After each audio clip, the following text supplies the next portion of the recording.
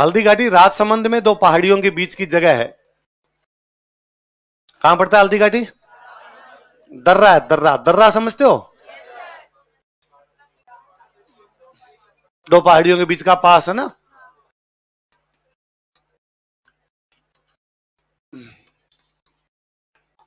किस किस के बीच में? प्रताप और अकबर। अच्छा, मुगल बादशाह खुद तो लड़ने के लिए जाते ही नहीं थे, तो अकबर खुद तो आया था अजमेर तक। कहां तक आया था? अजमेर तक आया था अकबर। फिर अजमेर में आके उसने मान सिंह को कहा कि जा सिमरन जी ले अपनी जिंदगी, क्योंकि मान सिंह कह रहा था सेना दो, ले जा ले। साथ में एक बंदा और भेजा, आसफ खान। किसको भेजा? तो अकबर की तरफ से दो सेनापति कौन कौन आए बताओ? मान सिंह और आसफ खान। अकबर खुद कहां तक आया था? इधर प्रताप की तरफ से सलूम्बर वाले तो आएंगे, तो सलूम्बर के सामंत कौन थे बताओ? कृष्णदास से।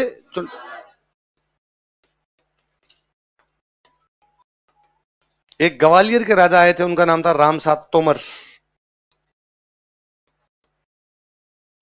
ग्वालियर के राजा का नाम क्या था?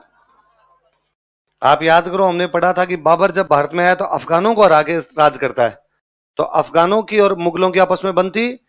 तो जब भी अफगानों को लगता कोई मुगलों के खिलाफ लड़ रहा है तो वो सामने वाले का साथ देते। जैसे खानवा के युद्ध में महमूद लोदी किसकी तरफ से लड़ा? सांगा। इस बार अफगान किसकी तरफ से लड़ेंगे? प्रताप। और अफगानों की सेना लेके आए थे हाकिम खान सूर। कौन लेके आए थे? हाकिम खान सूर। किसकी सेना लेके? अफगानों की सेना लेके। अफगान आर्मी के साथ आए हुए थे हाकिम खान सूर।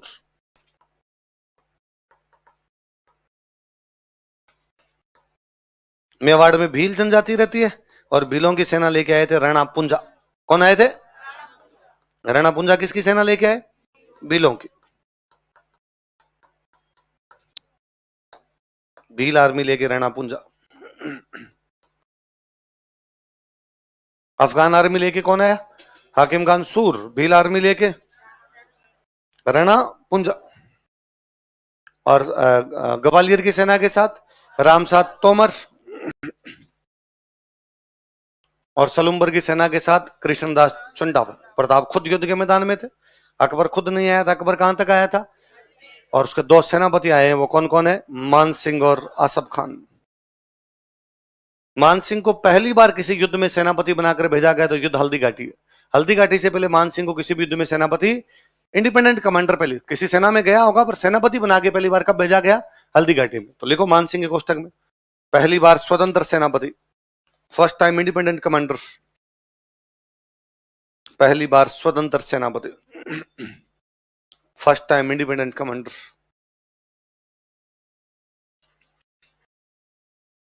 पहली बार स्वतंत्र सेनापति, फर्स्ट टाइम इंडिपेंडेंट कमांडर। दो पहाड़ियां हैं, एक तरफ की पहाड़ियां खमनोर की पहाड़ियां, एक तरफ है गोगुंदा की पहाड़ियां। कौन कौन सी है? नाम सुने आपने? ज्योग्राफी पढ़ ली। खमनोर की पहाड़ियों से एक नदी निकल रही है, बनास। कौन सी नदी है? बनास। अकबर के दरबार में एक इतिहासकार था बदायूनी। कौन इतिहासकार है? आपने मिडिवल में उसकी बुक पढ़ी होगी, मुंतखब तवारीख। कौन सी बुक है? वो युद्ध में साथ में आया था। तो वो जब अजमेर से सेना रवाना हो रही थी, उसने कहा मैं भी चलूंगा। लोगों ने कहा यार किताब विताब लिखने वाले आदमी, वहां तलवारें चलेगी भाई साहब, क्या करेगा? उसने कहा नहीं, जब हिंदुओं का खून बहेगा मैं दाढ़ी लाल करूंगा। तो कहा फिर चल ले, खून वहां खूब बहेगा, दाढ़ी लाल पीली तेरे को जो करनी है वो कर लेना। तो बदायूनी युद्ध में खुद आया हुआ था। बदायूनी इतिहासकार है, तो बदायूनी तो वर्णन करेगा। तो बदायूनी लिखता है कि हमारी सेना घाटी के अंदर घुसी, दर्रे के अंदर घुसी। दो पहाड़ियां, बीच में दर्रा है, वहां घुसी। मेवाड़ वालों ने अपनी सेना दर्रे के आगे लगा रखी थी।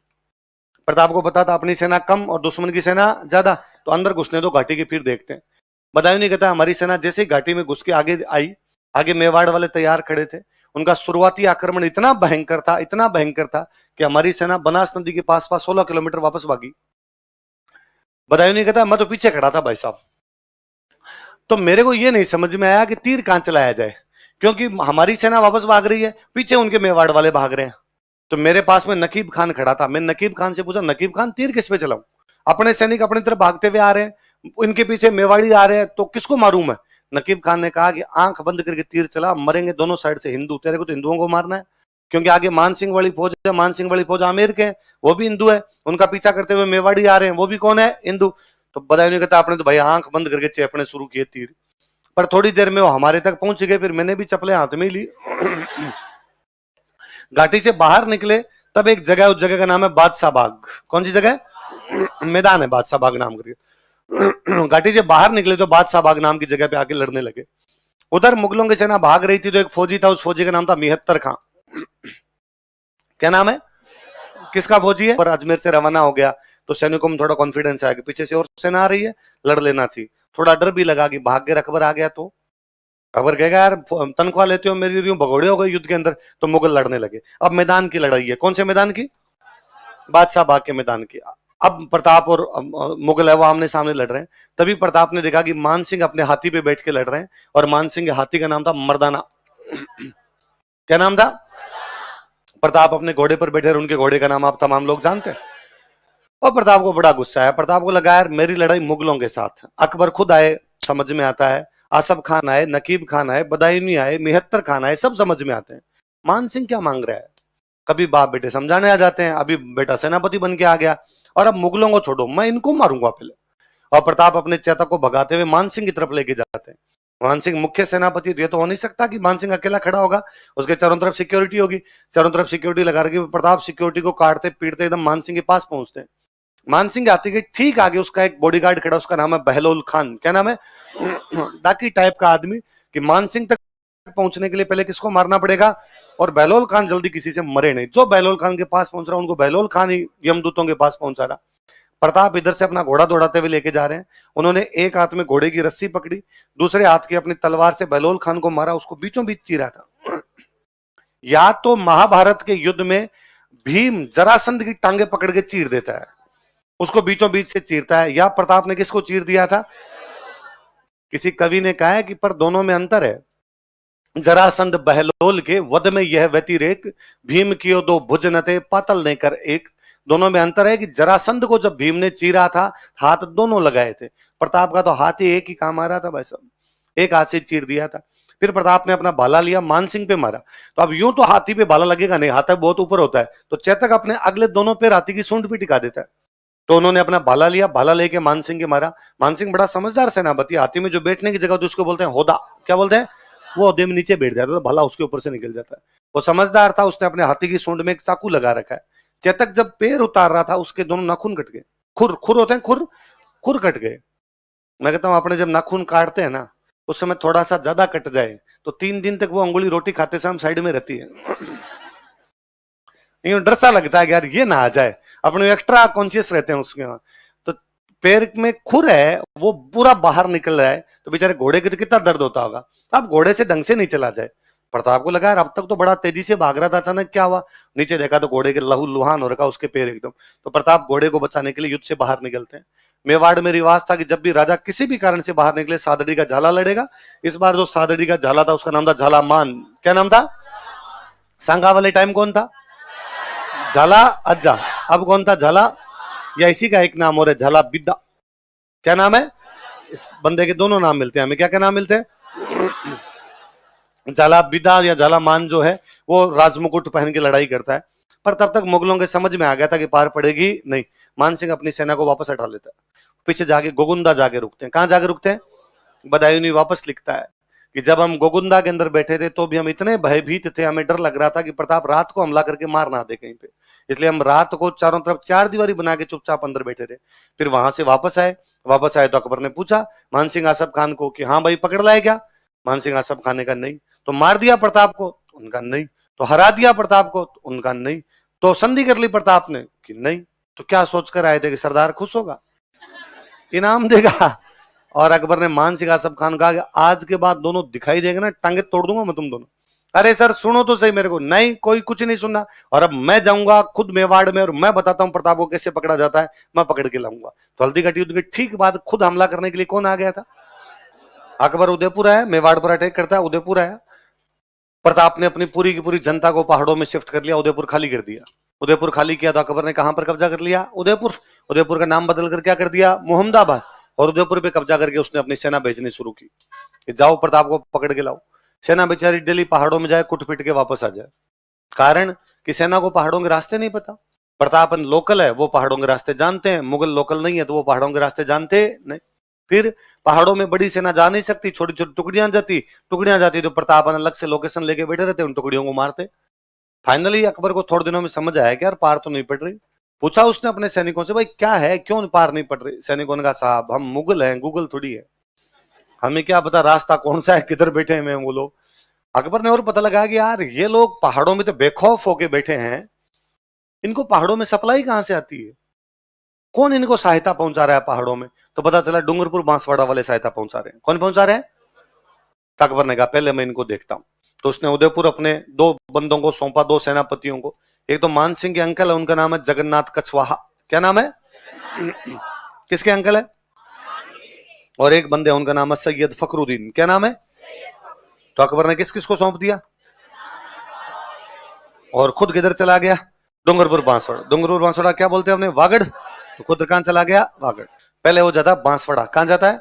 और बांसवाड़ा का राजा कहा, अरे भाई मैंने सुना यार तुम प्रताप की सहायता करते हो। और बांसवाड़ा राजा ने कहा, सॉरी सर, आज के बाद हम सहायता करेंगे। अकबर ने कहा, संधि करो मेरे से, लो कागज लाओ सर, फटाफट लाओ, साइन करते हैं। और बांसवाड़ा के राजा ने किसे संधि कर ली? अब अकबर गया डूंगरपुर, उसने डूंगरपुर राजा का, डूंगरपुर राजा ने कहा, सर वो लाओ पेन तैयार है, अभी साइन कर देता हूँ। डूंगरपुर के राजा ने भी अकबर से क्या कर ली? संधि। अकबर यहां से दिल्ली चला गया। जैसे दिल्ली गया, बांसवाड़ा डूंगरपुर वालों ने अकबर को मैसेज किया कि मजाक कर रहे थे हम, तो प्रैंक किया था, प्रैंक वीडियो में देख के हाथ हिला दो एक बार।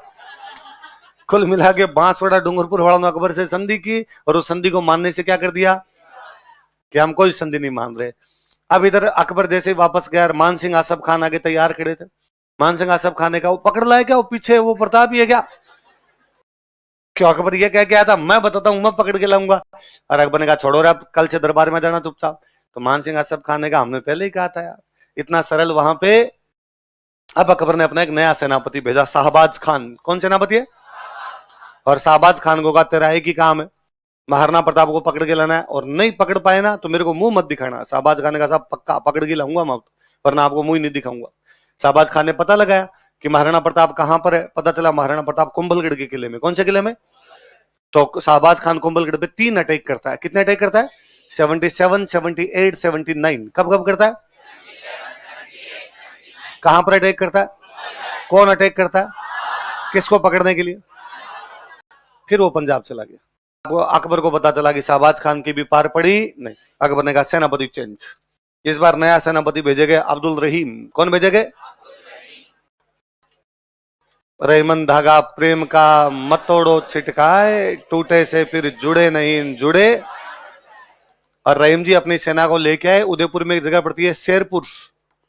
कौन सी जगह है? और यहाँ शेरपुर में आके बैठ गए। कहां पे आके बैठ गए? रहीम जी का मेवाड़ वालों के प्रति थोड़ा सॉफ्ट कॉर्नर है, और रहीम जी को यह लगता है कि यार संधि उसी से करनी चाहिए जो संधि करना चाहता है। यदि मैं आपसे संधि नहीं करना चाहता तो लड़ाई करके क्यों कर, मेरे से संधि करनी पड़ेगी, वरना मैं तेरे से लड़ाई कर लूंगा। ये क्या मतलब हुआ? कोई दोस्त बनना चाहे तो बने, नहीं बनना चाहे तो। अकबर यार जबरदस्ती क्यों कर रहा है? तो रहीम जी आ तो गए मेवाड़ में, शेरपुर आके बैठ गए, पर उन्होंने प्रताप पर अटैक ही नहीं किया। कैंप लगाए, वहां बैठे आराम से। सुबह जाते शिकार करने के लिए, शाम को कुछ मार के लाते, खा पी के सो जाते। और हर 7 दिन में अकबर को एक लेटर लिख के भेज देते कि हमने प्रयास किया था, बस पास में पहुंच गए, इस बार बच गया, अगली बार पक्का पकड़ लेंगे। और अकबर उधर से गए, well played boys, well played, keep it up, लगे रहो, इस बार पक्का सफलता हासिल होगी तुम्हें। क्योंकि अकबर ये तो कह नहीं सकता कि क्यों नहीं पकड़ पाए। ये कह दे तब तो रहीम जी वापस लेटर लिख के पूछ ले, भाई मान सिंह, आसफ खान, शाहबाज खान और तू खुद चारों मिलके बता दो कैसे पकड़ना है, वैसे पकड़ लेंगे भाई साहब। अब उधर प्रताप को उन्हें पता लगा कि भाई मुगलों का अटैक क्यों बंद हो गया। पता चला रहीम जी आए हैं, रहीम जी अपने पर अटैक नहीं कर रहे। तो प्रताप ने जनता का, लो एक बार बाहर निकलो, पहाड़ों से गांव में जाओ, खेती करो, अनाज उगाओ, अनाज लेके आओ अपने अंदर, टैक्स लेके आओ, घोड़ों के लिए दाना लेके आओ, हथियार नहीं बना के लाओ, ताकि मुगलों से लड़ाई और चले लंबी। प्रताप के बेटे, और प्रताप के बेटे का नाम है अमर सिंह। क्या नाम है? और अमर सिंह एक दिन घूमता घूमता उधर चला गया जिधर मुगलों के कैंप थे। मुगलों के कैंप कहां थे? शेरपुर। जाके देखा मुगलों में कोई दिखाई नहीं दे रहा। उसने आवाज लगाई पास में जाकर, भाई रहीम जी कहां पे है? अंदर से महिलाओं की आवाज है कि रहीम जी घर पे नहीं। उसने कहा, जो कोई है उस पुरुष को बाहर भेजो भाई, मुझे बात करनी है। उनका भाई सारे पुरुष शिकार करने के लिए गए। उसने कहा, सच्ची? तुम बाहर आ जाओ सारी। वो सारी महिलाओं को गिरफ्तार करके लेके आ गया। कौन? कौन सी जगह से? 1580 की बात है। कब की बात है? अब उधर प्रताप ने देखा, प्रताप जिधर कैंप लगे हुए थे, प्रताप ने देखा कि अमर सिंह आ रहा है, पीछे महिलाएं रोती पीटती भी आ रही है, बेचारी की डाकी कहाँ लेके जा रहा है, छोड़ दे हमें, हमने तेरा क्या बिगाड़ा। अमर सिंह कह रहा है चौप फॉलो मी। पास में प्रताप ने पूछा अमर सिंह से, भाई ये कौन है? उसने कहा पिताजी आप साइड में, आई विल हैंडल। अरे है कौन ये तो बता। कि वो रहीम जी है ना? कि हाँ। तो शिकार करने के लिए गए हुए थे, तो मैंने कर लिया।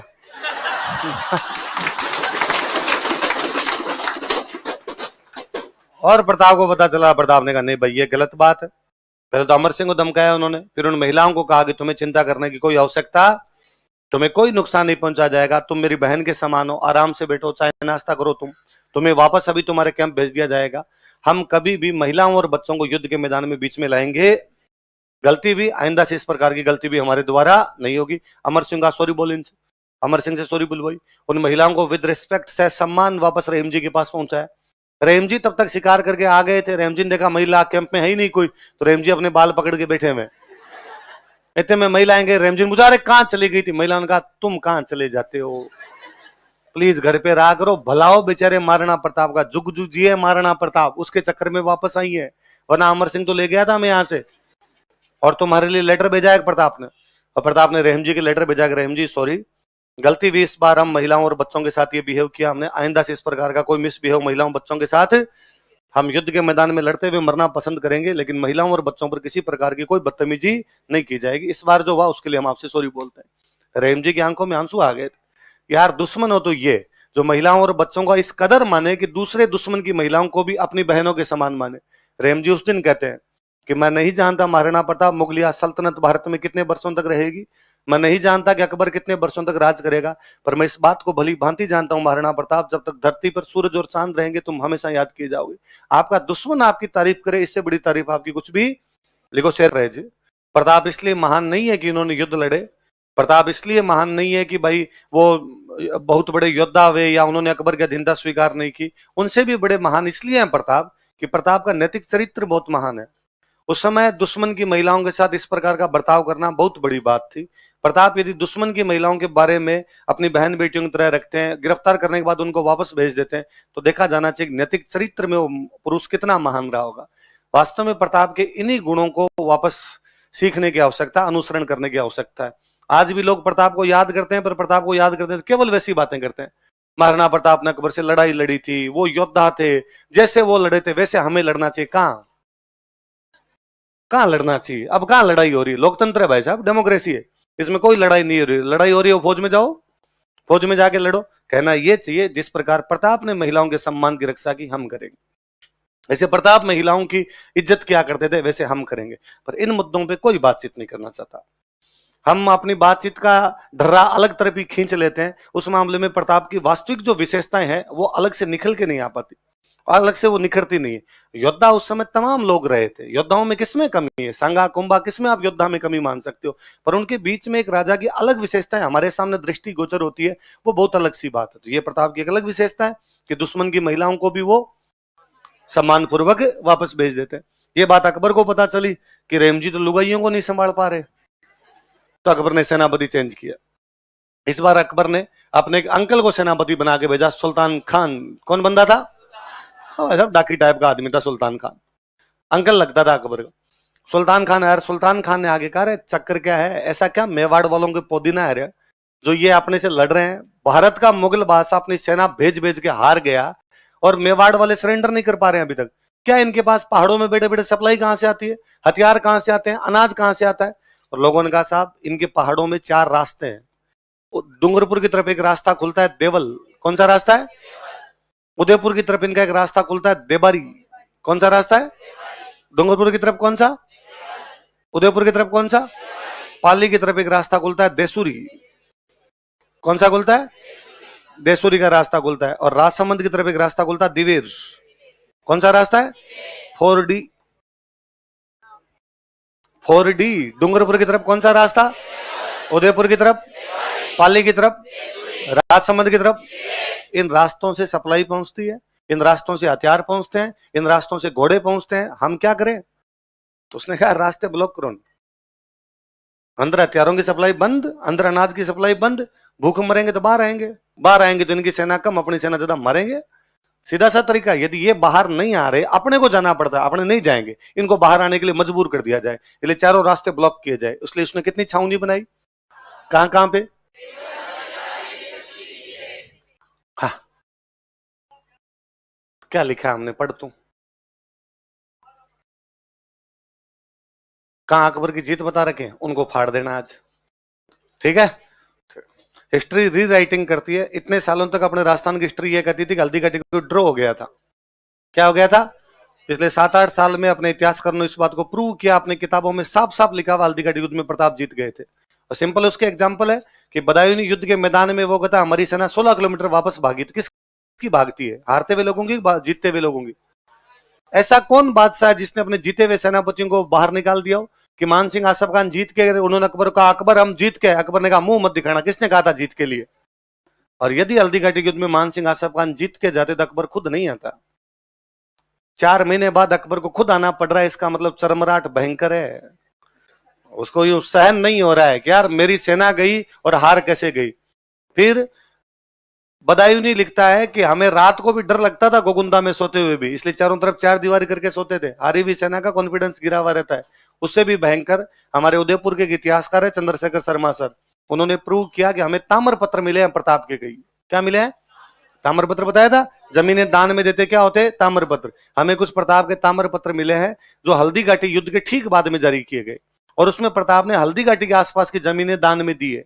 यदि प्रताप हल्दी घाटी युद्ध के ठीक बाद हल्दी घाटी के आसपास की जमीनें दान में दे रहा है, इसका मतलब जमीन उसकी है, जमीन उसकी, इसका मतलब युद्ध जीता है वो। यदि वो युद्ध हार जाता तो जमीन अकबर की होती, आप दान कैसे देते? मैं, मेरे पास कुछ होगा तो ही तो आपको दान दे सकता हूं। मैं कहता हूं मैं आपको 3 प्लॉट देता हूं, आपको सर खुद के पास तो एक ही नहीं है, तो हमें कहां से दो? मेरे पास कोई चीज है तो ये आपको दे सकता हूं। तो प्रताप के पास में हल्दी घाटी की जमीन है, इसलिए हल्दी घाटी के आसपास की जमीन है, क्या दे रहा है वो? दान। चलो आगे लिखो, कौन कौन सी 4 छावनियां बताओ? देवल, देबारी, देसुरी और दिवेर। इनमें दिवेर सबसे महत्वपूर्ण छावनी थी। कारण था राजसमंद में पड़ती है, ये अजमेर का रास्ता है। कहां का रास्ता है? मुगलों का राजस्थान में अड्डा कौन सा? अजमेर। ये भी तो सोचने वाली बात है कि मुगल जब मेवाड़ में जाके लड़ रहे हैं तो उनको अनाज कहां से आ रहा है? भाई प्रताप पूरी की पूरी पब्लिक को शिफ्ट करके पहाड़ों में, इसलिए खेती तो हो ही नहीं रही मेवाड़ में, इसलिए पहाड़ों में पब्लिक को सेट कर लिया कि यदि मैदान में रहेंगे तो खेती करेंगे, खेती करेंगे तो खेती पे कब्जा कौन करेंगे? मुगल। इसलिए मैदानों में खेती होनी नहीं चाहिए, तो मुगल भूखे मरेंगे यहाँ पे, तो भूखे मरते लड़ेंगे कैसे? तो मुगल क्या करते? अजमेर से अपनी सप्लाई मंगाते, अजमेर से सप्लाई मंगाते, बीच में मेवाड़ वाले लूट लेते। इसलिए सुल्तान खान ने कहा दिवेर में मैं खुद बैठूंगा, ताकि उधर से अपनी सप्लाई आए तो मेवाड़ वाले उसको लूट ही नहीं पाए। सैनिकों के पास में रसद तो पहुंचनी चाहिए, सैनिकों के पास सप्लाई नहीं पहुंचेगी, सैनिक बेचारे लड़ेंगे कैसे? इसलिए दिवेर में खुद कौन बैठा हुआ है? बाकी सब छावनियों में अलग अलग उसने सेना लगा रखी है। दशहरे का दिन आया, कौन सा दिन आया? अपने पढ़ते हैं दशहरे पे हथियारों की पूजा की जाती है, और पहले ये नियम था कि दशहरे पे हथियारों की पूजा के बाद में कहीं ना कहीं युद्ध किया जाए। हथियार, तलवार म्यान से बाहर निकली है, म्यान में तभी वापस जाए जब खून लगे, खून दुश्मनों का लगे। तब प्रताप ने कहा भाई हमला करना है, बताओ कहां करें? और सब जो मंत्री संतरी बैठे उन्होंने कहा साहब देवल पे कर लेते हैं, किसी ने कहा देवारी पे कर देते हैं, किसी ने कहा देसुरी पे कर देते हैं, पर किसी ने भी दिवेर का नहीं कहा। प्रताप ने कहा भाई दिवेर पे क्यों ना करे? तो उन्होंने कहा भाई दिवेर में मुगलों की सेना ज्यादा है, दिवेर के अंदर जो है वो सुल्तान खान बैठा हुआ है, इसलिए दिवेर के अंदर मामला थोड़ा गंभीर हो सकता है अपने लिए। प्रताप ने कहा ना, दिवेर सबसे ठीक रहेगा, क्योंकि दिवेर में मुगल निश्चिंत है, और मुगलों को लगता है कि हम बाकी जगह आक्रमण कर सकते हैं लेकिन दिवेर पर कभी भी आक्रमण करेंगे, इसलिए मुगलों ने बाकी जगह अपनी नफरी बढ़ा दी होगी। नफरी मतलब सेना बढ़ाई होगी, चौकन्ने चौकस हुए होंगे। दिवेर में वो इतने चौकस नहीं है, क्योंकि उनको निश्चिंत हो रखे, उनको लगता है कि यार इधर से हमला होगा नहीं, अपने दिवेर करते हैं। वहां सुल्तान खान खुद बैठा है, तभी तो वहीं करते हैं अपने। दिवेर पर हमला किया, जितने मुगल बैठे थे सबको मार दिया, भागने नहीं दिया था, या तो सरेंडर किया था या मरमुरा गए थे, या घायलों को बाद में को उठा के लाए थे, उनमें थे अमर सिंह महाराणा प्रताप को जो बेटे हैं वो सुल्तान खान के भला मारते हैं, आर पार निकाल देते हैं। तो सुल्तान खान के भला आर पार निकल गया था। कहते सुल्तान खान जब घायलों में पड़ा था तो प्रताप मिलने के लिए जाते हैं, और प्रताप ने सुल्तान खान कहा भाई सुल्तान खान कोई अंतिम इच्छा हो तो बता दे, बड़ा सेनापति था तो मिलने के लिए गए, तो अंतिम इच्छा हो तो बता। सुल्तान खान ने कहा मैं उस लड़के को देखना चाहता हूं जिसने मेरे भला मारा है, मैं सुल्तान खान हूं, आंखें यूं बड़ी करूं ना तो डर लगे सामने को, और मेरे भला मारा है, आर पार निकाला, मारना पड़ता वो लगा मरता हुआ आदमी है। अमर सिंह अपने कैंप में बैठा, उसको बुलाएंगे तब तक मर जाएगा बेचारा। तो उन्होंने अपने पास में एक फौजी खड़ा था, उसका हाथ पकड़ का ये था। सुल्तान खान उस फौजी को देख के मरता हुआ मुस्कुराता है कि इसको तो मैं पड़ा पड़ा मार दूं अब भी, इसकी औकात नहीं मेरे भला मारे। बंदा तो कोई और था, मैंने उसकी आंखें देखी है, उसकी आंखों में भयंकर यूं वो था, तेज दिखाई दे रहा था। और महाराणा प्रताप अमर सिंह को बुलाते हैं, अमर सिंह बुला कहते हैं मेरे वाला ही था।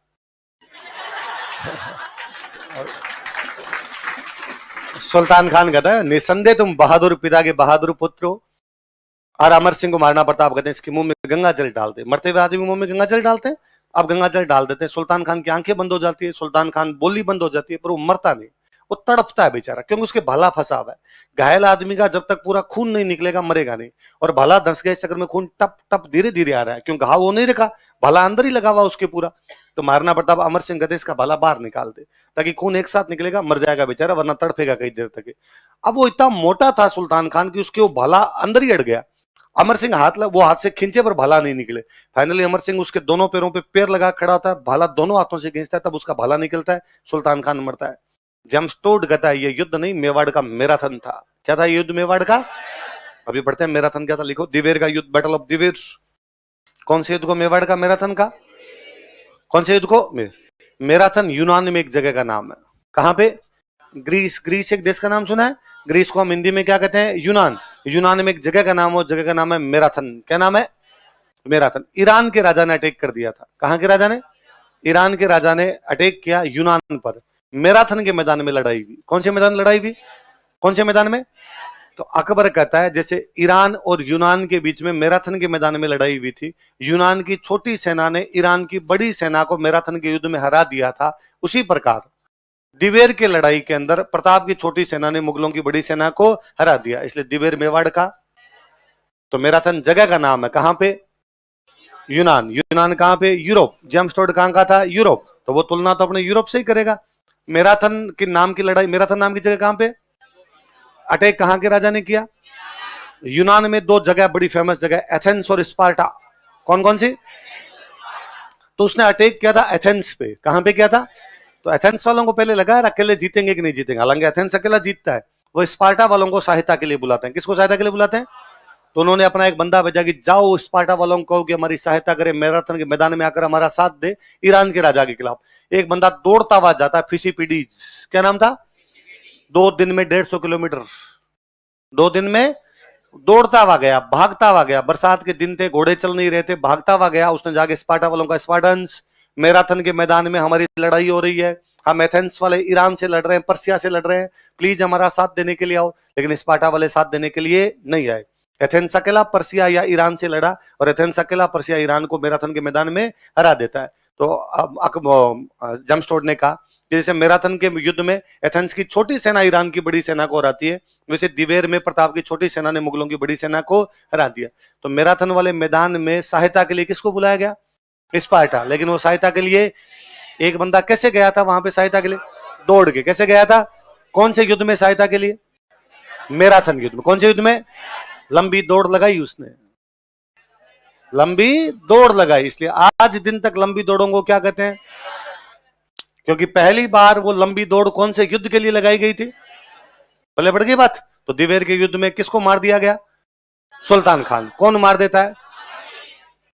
अमर सिंह वो योद्धा है जिसने दिवेर के युद्ध में सुल्तान खान को भला मारा, जो उसके आर पार निकाल दिया था। अमर सिंह वो है जो 1580 में मुगल सेनापति अब्दुल रहीम की सारी बेगमों को गिरफ्तार करके लेके आ गया था।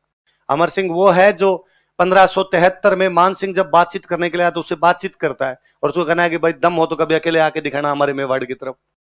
उस अमर सिंह के बारे में हमें किताबों में यह पढ़ाया गया कि वो घास की रोटियां खाता था, और उसके हाथ से एक दिन वन बिलाव रोटी छीन के भाग गया था। हरे घासरी रोटी ही जद वन बिलावड़ो ले भाग्यो, छोटो सो अमरियो चीख पड़ियो, राणा रो सुत्यो दुख जाग्यो। हमें लगता है अमर सिंह अंगूठा चूसता रहता था सारा दिन बैठा बैठा। और हल्दी घाटी युद्ध के बाद प्रताप की स्थिति खराब हो गई थी, और अमर सिंह एक दिन घास की रोटी खा रहा था और वन बिलाव उसके छीन से भाग गया। हल्दी घाटी युद्ध के टाइम में अमर सिंह की एज है 17 साल। एज कितनी है? क्योंकि मैंने बताया था उदय सिंह के पोता हुआ तब उदयपुर की स्थापना हुई। उदय सिंह का पोता अमर सिंह है। तो अमर सिंह का जन्म कब हुआ है? 1559। 1559 में आया तो हल्दी घाटी के टाइम 1576 में 17 साल का हो। उसकी पोस्टिंग थी उदयपुर कि हल्दी घाटी में जब ये लोग लड़ रहे थे तो महिलाएं सारी उदयपुर थी। तो लगा कि यदि मुगल कभी महिलाओं की तरफ अटैक करे तो वहां बचाने का काम कौन करेगा? अमर सिंह। तो अमर सिंह वो है जो हल्दीघाटी युद्ध के टाइम उदयपुर में पोस्टेड है। अमर सिंह वो है जो मुगल सेनापति अब्दुल रहीम के परिवार को गिरफ्तार कर लेता है। अमर सिंह वो है जिसने सुल्तान खान के भाला मारा, जो आर पार निकाल दिया। अमर सिंह वो है जिसने प्रताप के मरने के बाद मुगलों से 17 युद्ध लड़े, सारे के सारे जीत गया। हमारे इतिहास की किताबें उसको घास की रोटी खाने तक सीमित कर गई। हमारे साथ लोचा यह है कि हमने कहानियों को इतिहास बना लिया है। इसलिए कभी तो घास की टोकरी में उदय सिंह है, कभी घास की रोटी में। इस घास से बाहर नहीं आ पा रहा है इतिहास। इसलिए इतिहास को सबसे पहले किससे बाहर लाने की आवश्यकता है? मुझे कोई पर्सनली पूछे कि मेवाड़ में इतने योद्धा हुए, उन योद्धाओं में सबसे अच्छा कौन लगता है? अमर सिंह लगता है। ये क्या योद्धा रहा होगा यार। अमर सिंह के साथ तो विडंबना आई है, वो महाराणा प्रताप के बेटे हैं। बरगद के नीचे दूसरे फल फूल नहीं लगते, बरगद के नीचे दूसरे पेड़ नहीं लगते। महाराणा प्रताप बरगद है, उनके नीचे दूसरा दिखता नहीं है, इसलिए अमर सिंह का कैरेक्टर छुप गया उनके नीचे। बाकी अमर सिंह और बड़े योद्धा है। यदि वो महाराणा प्रताप के बेटे ना होते, महाराणा प्रताप के 1-2 पीढ़ी बाद में हुए होते या महाराणा प्रताप से पहले हुए होते, हम अमर सिंह के बारे में बहुत कुछ जानते। लेकिन अब अमर सिंह के बारे में हम एक बात जानते हैं, किसकी रोटी खाते थे? वही मुझे लगता है, वही भाई साहब कहीं पे कोई पुदीने के परांठे बनाए होंगे, घास वही है। मेवाड़ के राणा का बेटा था। यूं थोड़ी घर के झोंपड़ी के बाहर बैठा है, परांठा खा रहा है, गोल कर रखा है, अंदर अचार डाल के वैसे बैठा हुआ है, वन बिलावाया और छीन के भाग गया। कहानियां ऐसी होती है, कहानियां होनी भी चाहिए। हम कवि के, उन कहानीकारों के लाख लाख उनको नमन करते हैं, हम नतमस्तक है कि उन्होंने अपनी कहानियों से, कविताओं से मेवाड़ के इतिहास को अमर कर दिया। मेवाड़ के इतिहास को बताया, राणा के संघर्ष को बताया, किस प्रकार कम संसाधनों के बावजूद लड़े थे वो बताया। पर इतिहासकार तो ध्यान देते हैं, वो तो क्लास की किताबों में घास की रोटियों से बचाते कम से कम, पर हमें कहानियों में केवल और केवल क्या बताएगी? घास। इसलिए गधा भी घास आए ना, इसका मतलब मानना वो बात सच्ची, बड़ी बात। अब जब इसमें मुगल सेना पूरी मार दी गई तो अकबर ने पूछा, भाई अब कौन जाएगा मेवाड़ वालों से लड़ने के लिए? मुगल सेनापतियों ने कहा, रहम कर रहम अकबर, जीते गए हैं, सारे हार के आए हैं, एक की नहीं पार पड़ रही। इस बार तो सारे काट दिए उसने, सिंगल ही नहीं आया, वापस भी नहीं आने दिया है, क्यों भेजना है वहां पे? अकबर ने कहा, क्या कोई नहीं जा सकता? जब कोई नहीं जाता था ना, अपने राजस्थान वालों में किसी ना किसी को उठ ही जाता था कि मैं चला जाता हूं। अपने वालों को मरने में बड़े मजे आते थे। और मान सिंह के अंकल थे जगन्नाथ कछवाहा। कौन थे? जगन्नाथ कछवाहा ने कहा, सर मैं पंगा लेता हूं एक बार। तो 1585 में मुगलों की तरफ से अटैक करने के लिए कौन आते हैं? देखो कब हुआ अंतिम आक्रमण? 1585। प्रताप की डेथ होती है 1597 में। कब होती है? 1597 में। जैसे ही प्रताप की डेथ होती है, अगला राजा बनता है अमर सिंह। कौन बनता है? अकबर ने वापस अटैक किया। अकबर ने मेवाड़ के 3 राणाओं पर अटैक किए हैं, उदय सिंह, प्रताप, अमर सिंह। तीनों बारी उसकी पार पड़ी नहीं। पर 1585 से 1597 बीच के 12 साल में अकबर ने प्रताप पर कोई अटैक, इन 12 साल में यदि आपने मीडिएवल पढ़ी होगी तो आपने थोड़ा बहुत ध्यान दिया होगा, इन 12 साल में अकबर का अटैक है काबुल पे, अकबर का अटैक है कश्मीर पे, अकबर का अटैक है पंजाब पे, अकबर का अटैक है बंगाल पे, अकबर का अटैक है बिहार पे, अकबर का अटैक है उड़ीसा पे, अकबर का अटैक है साउथ इंडिया पे। मतलब भारत की तमाम जगह पे आक्रमण है, मेवाड़ पर आक्रमण नहीं है उसका। अकबर इंटेलिजेंट है, वो जानता है कि आरएस में पार पड़ेगी, पटवारी ग्राम सेवक की देने पड़ेंगे। उसने सब जगह, ऐसे कैसे हो सकता है कि आप काबुल बंगाल पर अटैक करो, भारत का पश्चिमी हिस्सा और पूर्वी हिस्से पर आक्रमण को, नाक के ठीक नीचे मेवाड़ पड़ा, इसको छोड़ दो। तो अकबर प्रैक्टिकल बंदा, तो उसको लग गया था कि यार पार पड़ेगी। जगन्नाथ कछवाहा हार के गया यहां से, अब आमेर वाले भी हार गए, मुगल पहले ही मना कर चुके थे, इसलिए वैसे सेनापतियों ने आने से क्या कर दिया? मना। इस बार प्रताप का गुस्सा इस बात पर था कि लड़ाई मुगलों के साथ है। सुल्तान खान, रहीम जी, आसफ खान, शाहबाज खान, अकबर खुद, सैयद फखरुद्दीन, ये आते हैं, मुझे ठीक लगता है इनसे लड़ना ही है, मेरी लड़ाई है। ये आमेर वाले क्यों पंचायती करते हैं? कभी भगवंत दास आता है, मान सिंह आता है, कभी जगन्नाथ है। उसने कहा तुम रुको रे। प्रताप आमेर पर आक्रमण करता है, आमेर वालों का एक हिस्सा छीन लेता है, मालपुरा। कौन सा? ये टोंक में मालपुरा पड़ता है, ये बड़ी पैसे वाली जगह थी, इसको छीन लिया। तो अब आमेर वालों को बुद्धि आ गई। अब दोबारा कभी अकबर ने आमेर वालों का कि भाई तुम जाओ, उन्होंने कहा मालपुरा तक तो आ गया, वो आगे आमेर ही बचा है बाद में हमारे पास। हल्दीघाटी युद्ध के बाद प्रताप को समझ में आ गया था कि मुगलों से संघर्ष लंबा चलेगा, लंबे संघर्ष के लिए अपने को धन चाहिए। तो प्रताप को लगा कि गुजरात की तरफ अटैक करते हैं। कहां अटैक करते हैं? गुजरात पे मुगलों का कब्जा था, तो मुगलों के कैंप उड़ा के मुगलों का धन लेते हैं, मुगलों के धन से मुगलों के खिलाफ लड़ते हैं। तो प्रताप गुजरात की तरफ जा रहे हैं। किधर जा रहे हैं? रास्ते में दोनों भाई प्रताप को एक गांव में मिलते हैं, चूलिया। कौन से गांव में मिलते हैं? और उन्होंने प्रताप को कहा कि आपको कहीं धन के लिए जाने की आवश्यकता जितना धन चाहिए हम देंगे। तुम भाई धन कहां से लाए? तो इन्होंने कहा हमारे पिताजी भारमल, भामाशाह और ताराचंद के पिताजी कौन थे? वो आपके पिताजी मतलब उदय सिंह के कोषाध्यक्ष थे। क्या थे? तो हमारे पास मेवाड़ का खजाना पड़ा भाई, मेवाड़ का कोष हमारे पास, ये पकड़ो। और उन्होंने कहा और भी चिंता मत करो, हमारा जो पर्सनल पूरा धन है ये भी ये पकड़ो। प्रताप तुम संघर्ष करो, हम तुम्हारे इतने रुपए ला के दिए थे कि प्रताप अब 25,000 फौजी, कितने फौजी? 12 साल तक रख सकते हैं। कितने साल तक?